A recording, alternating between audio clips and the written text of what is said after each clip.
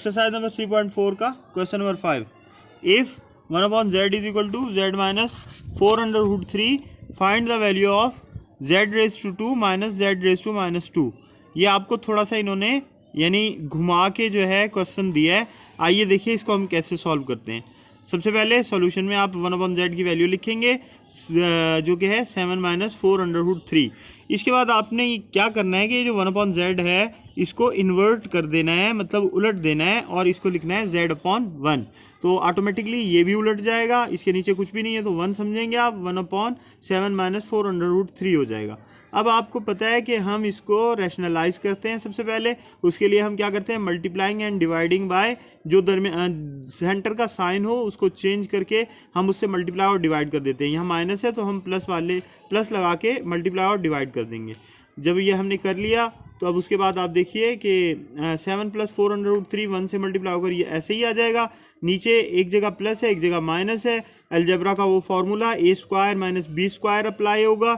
a² minus b² यानी a + b into a minus b होता है a² माइनस b²। a की जगह आपके पास 7 है, b की जगह पे 4√3 है, तो इन दोनों के स्क्वायर्स बन गए। नेक्स्ट स्टेप में ऊपर का आप ऐसे ही लिखते रहेंगे। 7 का स्क्वायर 49 आ जाएगा, 4 का स्क्वायर 16 आ जाएगा, अंडर रूट जो है स्क्वायर से कैंसिल हो जाएगा और इस तरह से ब्रैकेट में आप लिख देंगे तो 16 3 48 आ जाएगा यानी नेक्स्ट स्टेप में। अच्छा, अब बात ये 49 में से 48 को माइनस करेंगे, 1 बचेगा। इस तरह आपके पास z की वैल्यू 7 + 4√3 आ गई। अब आगे देखिए कि क्या होता है। सबसे पहले आपको z + 1/z की वैल्यू फाइंड आउट करना है। उसके लिए आपको z की वैल्यू पहले पुट करना है जो भी आपने निकाली है 7 + 4√3। फिर उसके बाद 1/z की वैल्यू आप जो है लिखेंगे, ये 7 माइनस 4√3 लिख दिया, दरम्यान में प्लस का साइन डाल दिया।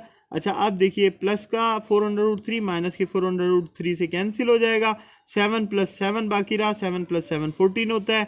नेक्स्ट स्टेप में आप z माइनस 1/z की वैल्यू फाइंड आउट करेंगे और z की वैल्यू आप अब इस बार आपको वैल्यूज़ को ब्रैकेट में पुट करना है क्योंकि दरम्यान में माइनस का साइन है, और अगर आप ब्रैकेट्स नहीं लगाएंगे तो आपसे साइन की मिस्टेक हो जाएगी। लिहाजा आप z की वैल्यू लिखेंगे 7 + 4√3, फिर उसके बाद आप 1/z की वैल्यू लिखेंगे 7 माइनस 4√3, दरमियान में माइनस का साइन डाल देंगे क्योंकि यहाँ पे माइनस है। अब देखिए जब आप ब्रैकेट को खोलेंगे तो क्या होगा कि ये माइनस होने की वजह से ये वाला जो साइन है ये चेंज होकर प्लस में कन्वर्ट हो जाएगा, माइनस माइनस प्लस हो जाता है। तो ये जब आपने ब्रैकेट्स को रिमूव किया और ये साइन की तब्दीली हो गई, उसके बाद हम देखेंगे टोटलिंग करेंगे, +7 - 7 से कैंसिल हो जाएगा, +4√3 और +4√3 इज इक्वल टू 8√3। 4 and 4 8, 3 तो कॉमन है, √3 कॉमन है।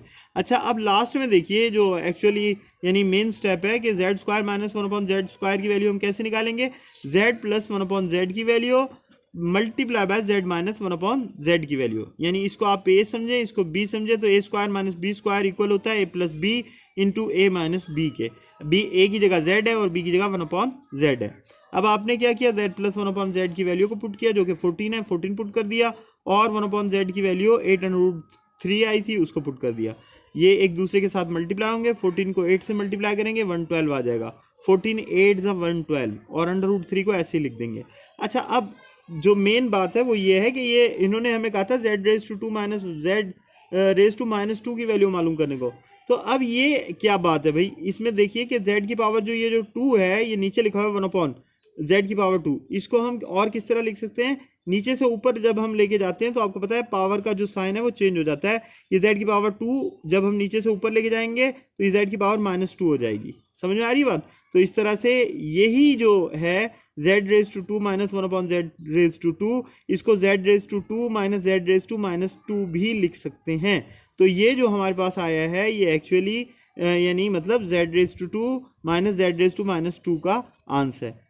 I hope you have understood the question.